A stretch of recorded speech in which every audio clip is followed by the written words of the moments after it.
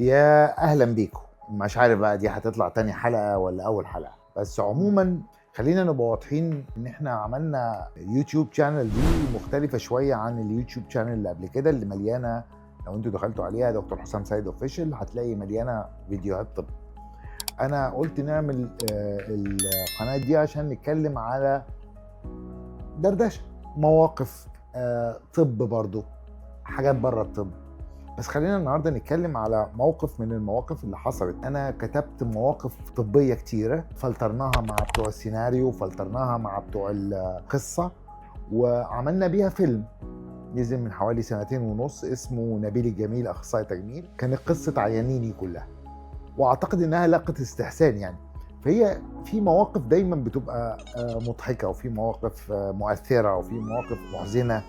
لكن عموما احنا لما عملنا الفيلم اللي جزء منها كان فيه زي ما بيقولوا الجانب الفكاهي في الموضوع. خلينا ندردش النهارده عن حاجه من الحاجات اللي دايما بتتقال.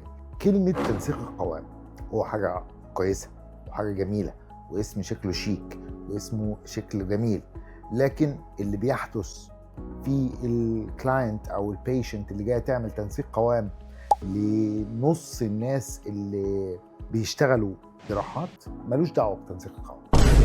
خلينا نبقى واقعيين، احنا بنتكلم على ان تنسيق القوام ده حاجه لطيفه، هننحت الظهر وننحت البطن ونعمل السكس باكس والحاجات دي كلها. تنسيق القوام مش كده خالص. يعني لو احنا افترضنا ان احنا بنتكلم باريحيه وبنتكلم زي ما يكون اي كلاينت موجود عندي في العياده، لا مفيش حاجه اسمها كده خالص. تنسيق القوام يعني احنا بنبص اول حاجه على كل الدايمنشنز بتاعت المريضه، ونبص على الهيستوري بتاع المريضه، اتجوزت، خلفت، رضعت، ونبص على اللايبوديستروفي او سوء توزيع الدهون اللي موجود في جسمها كله.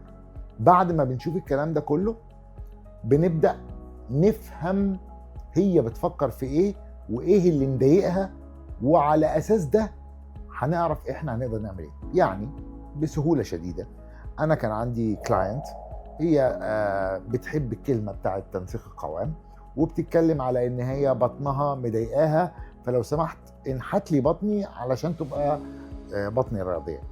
السيده سيده جميله وطيبه وكل حاجه، لكن هي مخلفه 4 ولادات، سيزيريان سيكشنز، عندها كميه جلد كتير، عندها كميه دهون كتيره، عضلاتها ضعيفه،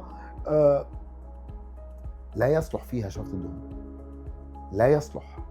هتعمل شفط الدهون هتخلي الجلد اللي مريح زياده هيريح اكتر، هتخلي شكل البطن عالي زي ما هو لان العضلات طالعه لبره، هتلاقي ان الدهون اللي انت شلتها عملت شكل فيه شيخوخه للجلد بتاعها، فانت ما عملتش تنسيق قوام. انت كل اللي انت عملته ان انت شوهت لها بطنها. تنسيق القوام بمعنى احنا هننسق قوام الجسم كله، ولا عندنا مشكله معينه يبقى ده اسمها حل للمشكله، ما اسموش تنسيق قوام. مش كل حاجه اسمها تنسيق قوام. تنسيق قوام يعني الجمله او نحت الجسم عشان نبقى واضحين. وخليني اقول لكم معلومه تاريخيه. نحت الجسم هي كلمه لايبوسكالبتشر، ولايبوسكالبتشر دي كانت سنه 1932 لما ابتدت قشط الدهون. حاجه اسمها قشط الدهون، كانوا بيفتحوا الجرح ويجيبوا المشط ويقشطوا طبقات الدهون وبعدين يقفلوا الجرح تاني.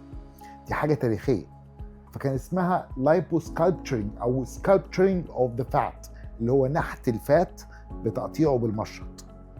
بعد الاسم ده ما كان موجود سنه 1932 في الثمانينات بقى اسمه لايبوسكشن، فضل يكمل الاسم لايبوسكشن، بس واضح ان الموضه بتاعت اسم اللايبوسكشن اختفت، فطلعت في اوائل الالفينات اللي هي الدايناميك لايبوسكالبتشر، اللي هو ال4D لايبوسكالبتشر. دي قصه تانية ملهاش دعوه بالشفط بس عشان نبقى واضحين. لكن بعد كده بقى الاسم عشان يبقى شكله شيك كده زي بالظبط الاسامي القديمه نخليها اسامي جديده، فرجعنا تاني للاسم بتاع 1932 اللي هو من 90 سنه، سموها لايبوسكالبتشر اوف ذا فات.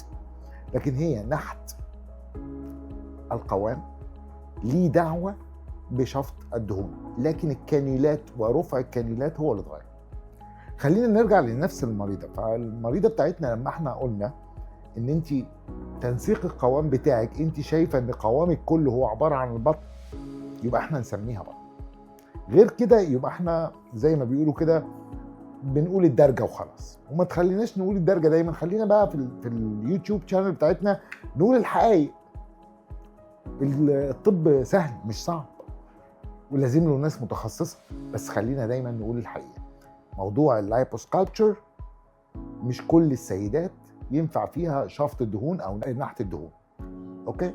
وفي نفس الوقت المشكله الاساسيه هي اللي بتتعالج، لكن كلاينت او المريضه اللي عندها فكره عامه لجسمها وعايزه توصل بيه لمرحله متقدمه تانية غير اللي هي موجوده فيها، ممكن نعمل حاجه اسمها تنسيق القوام. ده نحلل الجسم كله، وبعد ما بنحلل ده كله نقدر نقول هنعمل هنا كذا، هنعمل في الدراع كذا، هنعمل في الظهر كذا، عشان نوصل للشكل اللي انت بتحلمي بيه، او 70 ل 80% من الشكل بتاعنا.